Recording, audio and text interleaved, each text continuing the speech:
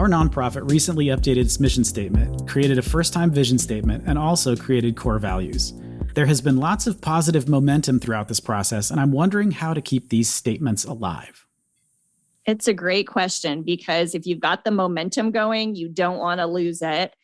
And it would be interesting to brainstorm this, I think, with your staff and board members about their ideas around it. So it's not just you figuring it out, because they may have some creative ideas. Some things I've seen organizations do. One thing I thought was really cool was an organization that would have, like, when they had all staff meetings, there would be a process where someone could say, I just want to say I caught so-and-so living our values in this particular case. And it'd be like a round of applause or whatever. So it really kind of kept that alive. I think other really fundamental ways are, if you really are serious about keeping it alive, it's about every decision sort of having a go back to lens of, does this support and further our mission? Does this do this with our vision? Does this do this with our values? So whether it's a partnership, like you're figuring out what partners you want to connect with and build a relationship with, to staff behavior and performance evaluations, right? I say hire to your core values, coach to them, evaluate to them, discipline to them. If it's serious enough to you, that's the way this works. And mission and vision go with that. So how do you figure that out? And how do you make this more than, I think a lot of organizations focus this just on the staff and don't ever talk about this with the board again. And that is a missed opportunity as well. If your board's excited about it, brainstorm with them. How does that look? Is there an example of you hear about mission moments, which are pretty typical, but are there other ideas around that you could do and share it at board meetings? And one other thought I have here is also, so many times you see these beautiful core values and you go, oh, that sounds so lovely. That's an idealistic world. And nobody knows what that actually looks like in action. And when you start to actually discuss, what does that look like in ABC organization? What does that look like day to day? We all know what we're up against every day. How does that value like manifest in the behaviors and that we show around this office? And so when you kind of get into it a little more granular, I think people are able to have a clearer picture of what that looks like. So those are just a few of my ideas.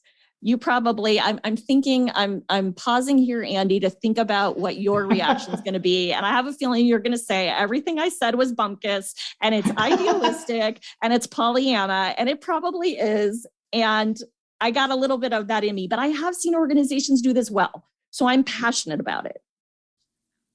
I actually agree with you. I think if it's a really good mission statement and a good vision statement and decent core values, it's not just the nonsense that just gets generated when you have a committee come up with adjectives.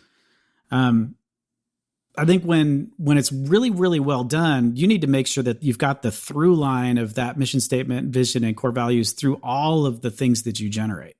So the strategic plan, for example, is a really good place to make sure that those things are in there and that you can directly connect the values or your goal statement or whatever it is, can connect that through to the mission statement, and then have your, whatever the mission statement or the strategic plan, whatever the strategic plan is talking about should reflect those things as well. Because if you just forget about it, if you just do it, you write it down, maybe you paint it on the wall, somebody does some nice calligraphy and it's stuck in someone's office, or it's on the website. It's the only place you could find the mission statement. In most places, is the website, right?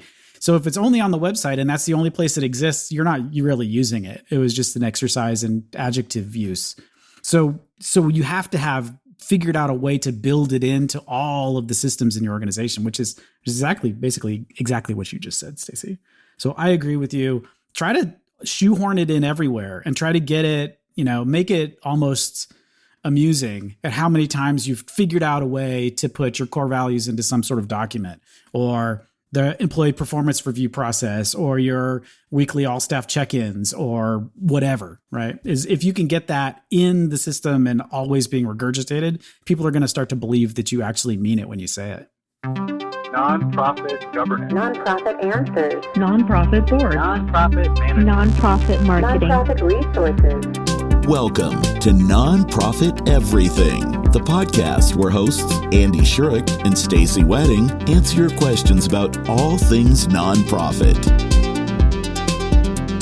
I am sitting here with my fabulous co-host, Andy Shurick, and we are here with another episode of Nonprofit Everything. We are so glad you're joining us, and as always, you, our listeners, are what make us get up in the morning and record this podcast, because it is sometimes a heavy lift, right? Life gets in the way, work, all this stuff. And it's like, oh my gosh, it's already time to record another podcast. But you give us energy and momentum. Your questions give us energy and momentum. And with that, we want to encourage you to share this with a friend. We are always looking to increase our listenership. And we also are always looking for questions. So any question, no matter how big, how small, how complex, how crazy it sounds, we want to hear it. So you know where to find us. We're on social, nonprofiteverything.com. If you have our contact info, you can also reach us. So we hope to hear from you. Thanks.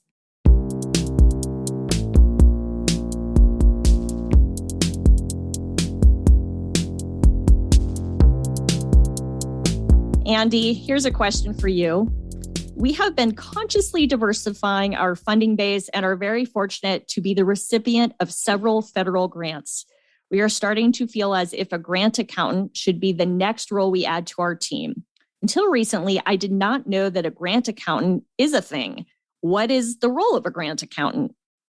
First of all, congratulations for getting to that point where you're receiving federal grants. That's a big step, and that's absolutely to be congratulated. So that's, many organizations don't ever get anywhere near that. And receiving a federal, well, although nowadays maybe that's not such quite as as different as it used to be. It used to be like a federal grant was the last thing you'd get, but now there seem to be a few more out there. But that's still really, really good to be able to get those federal grants. And I get that sense that federal grants are sort of like level 5, right? You all of a sudden you're in this, you're used to doing it one way, and then all of a sudden, oh great, now we're at level 5, and there's horror stories about how hard federal grant reporting is. And now we've got to do this whole other audit on top of our normal financial audit that audits our programs. And we're going to have state people coming and watching what we do. And it can seem really sort of scary and overwhelming if you've never done it. The good news, though, is that since you got the federal grant, you're already 80% of the way there, because getting the application written in such a way that you've put everything in the right boxes, that you're not asking for things that you're ineligible to get. You've put the program section together such that you've got the right metrics that the whatever funding agency is looking for. That's a big step. And that's probably a huge chunk of what you need to do to be able to get to where you're supposed to go. So now you're at the stage where you're like, all of a sudden we're going to get a whole bunch of money coming in. They're probably reimbursement grants. So we have to fill out what can be the most hilariously arcane Excel spreadsheet to be able to fill out the reimbursement form. Those can be really, really challenging, which is a long, long way of saying, I don't know of any normal sized organizations that have a position called grant accountant. It's maybe mega organizations that are receiving huge amounts of funding, things like universities, or if you're a medical center and you've got lots and lots of different federal grants to juggle, or a nonprofit hospital or something gigantic like that, then that might be a position, because you need somebody who spends their whole time worrying about how are we going to classify all of these things and which bucket does it go into, because we've got so many grants, we need to keep track of what specifically goes where. And the gotcha, the place that you end up getting caught, is accidentally using the same expenditure to apply to 2 different federal awards. So if you accidentally overallocated somebody's salary, and so 50% is coming from one grant, 30% is coming from another grant, and 30% is coming from a third grant, you're over by 10%, and you will get caught, which is what that extra single audit is supposed to be for. That's the audit, to be able to catch things like that, because it combines all of your programs together, and it can catch you in things like that. I think what might be more useful than a grant accountant, if you're a normal sized organization, is maybe someone who's responsible for the entire flow of the grant from the beginning all the way to the end. So not just someone who's worried about the money, but somebody who's worrying about the application side of it. What opportunities are out there? Are we applying for the right opportunities? Are we receiving the right opportunities? Are we writing the right grants? When we write the grants, do we have the metrics in place that we're supposed to have? Are we following up on those metrics? Because a lot of times that's the hard part. The hard part isn't keeping track of the money, because we always keep track of money. That's just how businesses run. You keep track of the money. You've got a bookkeeper whose job it is to keep track of the money. And there may be some finer shavings where you're keeping track of splitting, you're allocating different expenses in a more complicated way than you used to. But that's what bookkeepers do. That's why, nobody goes into that job like being grumpy about having to do complicated Excel spreadsheets. That's why they did that to begin with. They're probably really excited. They are. They'll complain, but at the end of the day, they're like, did you see the macro I just wrote? Like, check out this mega formula that does this complicated thing, right? They're really, really excited about splitting things up that way. So if you've got a competent bookkeeper, if you've got somebody who knows how to do that side of it, I'd look at the full stack and see if you can come up with something that's going to take somebody 40 hours a week to do in regards to your federal grant programs overall, because there isn't 40 hours of work. There's not even close to 40 hours of work when it comes to just accounting for grant stuff. Have you seen people outsource that function because it's not necessarily a full-time job unless you're working for one of these behemoth organizations you reference? On the front end, yes. So if you're applying for grants and you need somebody to help you with the budget, need somebody to help you with I've never done a federal budget before. I don't know what I don't know. What am I not allowed to ask for? Because when I look at the guidance, it's like thousands of pages and I don't have that attention span. So you can ask somebody for help on those kinds of things. And I've seen that. That's pretty common. And the grant writing side of it too. That's pretty common. You may not have somebody who's a awesome federal grant writer, and there are folks that charge an awful lot of money that'll do that for you because they get grants of the millions and millions of dollars and they've got a great track record. On the end of the process, a lot of the hard work's already done for you on the grant budget. So your bookkeeper's keeping track of it. The grant budget explains to you, because what you get back from the agency that's funding you is you get back an award document that says, here's what we've given you. And they'll either regurgitate your budget back to you and say, this is where you said you were going to spend it, or they will do something more complicated and give you something back that says, this is exactly what I expect you to track. And so as long as you're following those instructions, you should be okay. There's no arcane science on the back end of keeping track of what things can be used for a grant that you've already received. It shows up as part of the grant documents that you already have. The one position I have seen that I think is more what may be practical for nonprofits who get a lot of federal or starting to get federal dollars is a grants manager or director of grants management, which goes back to what you said, that is a much larger process than just the back end. And what I think works really well for organizations that hire a position like this is they're almost coordinating between several different departments and coordinating with finance team, or perhaps even in the bookkeeper, perhaps even playing a small part in that. Then the huge coordination of all the program team of, okay, here's what we got the grant for. Here's what we need from you. Here's the tracking system, because a lot of this is organization and systems that once those get set up and people understand the importance and why it's important to do it a certain way, it becomes almost an automatic process. I mean, of course, you want to make sure you're in compliance. So that position would make sure the compliance, the reporting, if there was like a variance between two items that were on your initial budget. I mean, I think all of those things this position would help you with.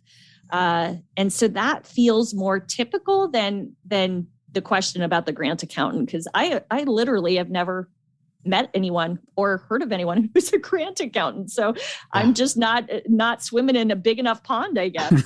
Yeah, we're not working with clients that are that gigantic. Yeah. And a lot of things that you're talking about too is more on the sort of process side of it, of managing a grant. Because when you think about your fundraising team may go out and get a grant from a foundation, and the foundation says, here's the money we're giving you. This is what we're restricting it to. Here's when we want grant reports back. This is what they're supposed to look like. They kind of give you that full stack. And a lot of times the development team manages that. Like whoever got that grant is then the person that's also kind of bird dogging. We need to get this sent back to them with all the pretty pictures and data on the deadline. So, hey, finance team, get your act together. I need this right now. And then for federal grants, it almost feels like because a lot of times the development team isn't the driver on that one, it's because it's a bigger, more program related driver. There's a lot more coordination that needs to get done. And there are things that you never had to do for federal grants too. Like God forbid, you have to implement a timekeeping system where everybody's filling out timesheets for the first time. Like if you've always done that, it's not a big deal to keep track of how much time you spent on that grant. But a lot of federal grants want you to do that. They want everybody to fill out a timesheet. And now imagine you're going to your CEO and going, hey, you need to do a timesheet. So you need somebody that can be on that says, look, we got this federal money. We have to have the timesheet. How can I help you figure out how to write numbers in boxes? Because we need that to be done today. It's the hardest thing to do. And having somebody whose responsibility is to know, like, okay, here's my list of people I need to get timesheets from. This is the date I need them. And I'm going to go stand in their office and stare at them until they hand me that piece of paper. Because that's the only way that thing's going to get done. So having that role, I think, is way more useful than having somebody who's just going to move numbers around in a spreadsheet. And really explaining, because people who don't do this don't understand why. They think it's ridiculous, just like we all think it's ridiculous, but there's like no appreciation for the seriousness of it. And here's the consequence if the timesheet isn't filled out, or here's the consequence if this doesn't happen. I think someone who can educate people around that can also be really beneficial.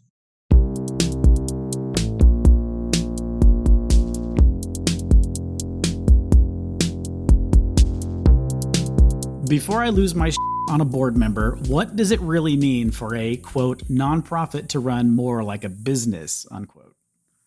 I think the person who wrote this may need to have some therapy or meditation. Oh, no, just scream really loud. Like, just get that anger out. Actually, go to a kickboxing class or like a boxing class, get a punching bag. I used to do that, but by the way, true confession, which is a little crazy, but I would just be like, I'm taking out all my anger on the punching bag. And so next time you stupid board member says that, like, bam. Anyway, sorry, I diverged. But the point is, I feel your pain. So I just want to start with this by saying I feel your pain, and it is really obnoxious and frustrating. And it's something I think any of us who've spent any time working in the sector or for the sector in some way have heard at least 10 times, right? It's so common, so common. So, I mean, my first thing is, okay, so I'm not going to, I could go off on my tangent, and I probably will at some point go off on the tangent and the soapbox that is like running in my mind through this question. However, I mean, I think what people are missing, that board members are missing when they ask this, right? They're talking about results financially, results with metrics and impact, and having sort of the infrastructure and systems. And that sounds great. And all of us in the nonprofit space would love all that stuff, except that's not how the nonprofit space is set up. And so we are in this weird conundrum of, okay, we have funders that could take as long as both major gift donors, grant funders, that could take up to 9 months to get back to us on a decision. So we're sort of in limbo there. That doesn't happen in business. We've got a board of directors who tends to be risk adverse. And so we're not able to actually pilot or try new things because we have a board that, as fiduciaries, are trying to do their job, right? And then there's the overhead conversation. Let's not even get started on that. The fact that nobody wants to fund overhead, and it's some weird, shameful thing in the nonprofit sector, that business, you don't ever hear anyone talk about that with business. So anyway, I need to take a deep breath myself because I'm feeling wound up from this. But I think what's happening is people who say it with the best of intention of trying to think of some of the best business practices and all the stuff that businesses have that nonprofits don't. And the reality is in many ways, the nonprofit model is not set up that way. So we are comparing apples to oranges. They are comparing something that is working, brilliantly for the businesses in some cases, and also just, and that nonprofits don't have that same, I don't know, that design and the way all the stuff we talk about and that we've ranted about before on this. And, and then the other thing is, and I know this is probably what the person who wrote this is thinking, how many businesses don't survive, right? How many businesses go out of business? How many businesses have been in scandals we've all heard in the media? So in some ways, it would be fun to be able to really share what you think. And so I feel your pain. And I think maybe you're looking for some, not for us to actually answer the question, but to let you know you're not alone. Yeah. So Andy, what do you think? Am I off base here? No. I think honestly, what would be the most helpful for this, the most cathartic, is to start a meme contest of, I don't know what the phrase is, but I'm imagining something that has something to do with running your nonprofit like a business and how absurd that is when you really think about it, when the words are in that order. Because one of the things that to try to answer the question in sort of an honest, truthful way is what does that board member actually mean? It's impossible to say, because what they've done is they've identified something that makes them uncomfortable. And they're using this phrase as like a shield to protect them from having some cognitive dissonance about, well, I'm supposed to be in charge of this thing and I don't actually know what it was or how it works. So one of the things that we see very commonly that's a side effect of this exact thinking is over-reliance on gala events, or the attempt to design some sort of consumer product that the nonprofit can then sell, because then it feels more comfortable to the board member, who is very uncomfortable asking someone in the community for money in exchange for exactly nothing but a good feeling. Because that's what it comes down to, is they're just darned uncomfortable. And they don't know that we're really talking about something, just like you said, it's apples and oranges. We're talking about something that's completely different. And there's some really fundamental differences. One is the only reason that you would ever become a nonprofit to begin with, the only reason that out of the infinity business models that are out there, is because none of those other infinity business models are economic. They do not function. You cannot run a food bank, for example, as a for-profit. That's called a grocery store. That's already a thing, and it does not serve the purpose that a food bank serves. So you have to have that in your brain to begin with, that we're talking about something that is fundamentally non-economic and may be what that board member thinks of as the word business, which is, I'm going to sell you something and you're going to pay me for it, and we're going to have a profit. And then we're going to reinvest that profit in the business and do more. So if that's what they're thinking of, if that's when they say the word business, if they're really thinking of this, I'm going to sell you stuff business model. So they've already got a mental problem that you're not going to be able to help them fix, because it makes no sense in context.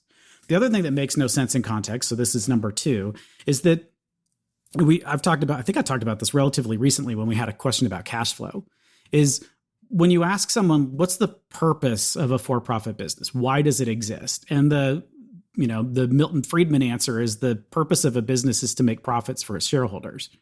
So I know I have some issues with Milton's proposition there. I think he's missed the point, but he's dead and he's hard to argue with now that he's dead, and people kind of, drag his corpse around and shake it at people like that's the only answer. Which is totally a tangent, which I don't think I should get into. So that's, there's so many problems with that. Like, what about the environment or the people that you're serving or the community or infinity other sort of externalities that you seem to have forgotten about? What? Shocking. So, but if you take it down to like sort of what the root purpose of a business is, it is, at least a significant chunk of it is to make money for shareholders, for people who are investors in that business need to make a profit on that investment, right? Well, that doesn't have anything to do with nonprofits. There are no investors. The investors, at least in the model that we use in the United States, is the investors in a nonprofit is the United States. It is the people that live here They are the owners of this organization, and the board is the caretaker and the governance activity for that organization. But the point of it isn't to make money for the United States. The point of it is to serve some sort of social purpose, 100%. And those are two totally different things and don't make sense. Like Milton Friedman would be confused. He would just be like, I don't understand. His corpse is confused now.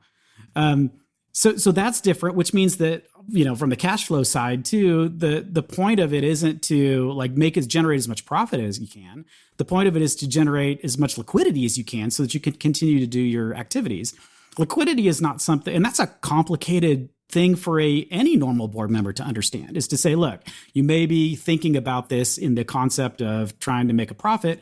We can't do that. It doesn't make any sense. What we're trying to do is we're trying to generate liquidity. And so all of the tools that are available to us to generate liquidity are the ones that we should be talking about and not the ones that generate profit, because that doesn't make any sense in this context, unless the profit contributes to liquidity, which it may, but a lot of times it doesn't.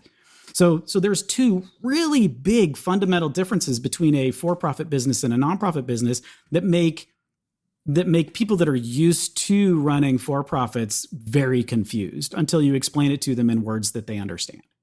So that's it. The other thing I think is that I've heard this sentence come out of people's mouths when they expect sort of a base level of competence in organizational management. Things like, do you have an employee manual that's been reviewed by someone? Does it have all the things that are supposed to be in it? Do you have a conflict of interest policy that makes sense? And is everybody adhering to that? Do you have IT security policies that prevent you from losing all your client data to whoever? So, and this is, as you said, this goes into the overhead piece of it, right? These are only things that you can buy if you have time to buy them. And most nonprofits are not there. They're baby organizations that are working as fast as they can. And they don't have people just standing around going, what organizational problem should I fix today that totally fits under overhead, isn't funded by any grant that we have, and that donors have explicitly told us they're not interested in funding. So that's the conversation to have with the board member when they say that, is to maybe dig into, when you say that, what do you mean? What specifically do you have an issue with? Because it's either you for not getting it, or it's also you for not giving us the resources to get it. Yeah. I mean, in some ways you could look at it as a great fundraising opportunity, right? This person says it, you ask them why, you dig in a little bit. What do you mean by that? What does that mean for you? And then you say, well, I couldn't agree more that we need more infrastructure and we need more people and we need more expertise. And professional development, what's that? I mean, right. Nobody funds that. So great. If that's important to you and it's important to us, the model doesn't generally allow for it. So please help make it happen for us. Like, it would be great to see. Like, I would love to be a fly on the wall. Yeah, I was gonna say I would want Stacey to help soften my language, because my reaction to when someone says that is usually to roll my eyes so far back into my head they think I'm having a seizure. But you need Stacey to be able to soften the request so that it isn't just like, what do you mean? Right? In the angriest possible voice. Exactly what do you mean by that statement, sir? Oh, we all need this. So I think it's therapeutic, because these are the things that many of us feel on a regular basis. And sometimes there's no outlet. So I hope, if nothing else, this gave you a little bit of an outlet, and you're not alone. And a very practical, this is not a punching bag idea, although you could use the punching bag after work hours. Take one of those little worry stones, or like those little rock, like a little rock full of good energy, and just keep it in your hand. And I don't care if you squeeze it to death, but something, so that when that happens, or next time you see that board member, right, you've got something to keep you grounded, because that kind of stuff, it just gets wearing and tiring in this sector.